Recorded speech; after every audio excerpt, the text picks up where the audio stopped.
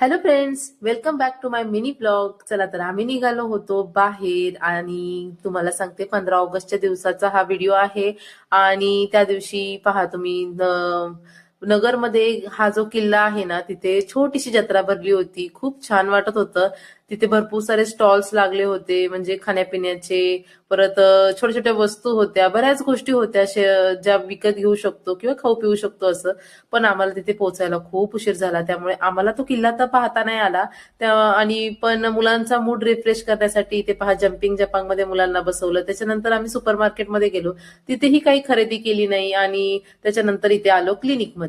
तर मिस्टरांची दाढ किडली होती, सो तिच्यासाठी रूट कॅनल वगैरे काय ते बघितलं. आणि त्यानंतर घरी आलो.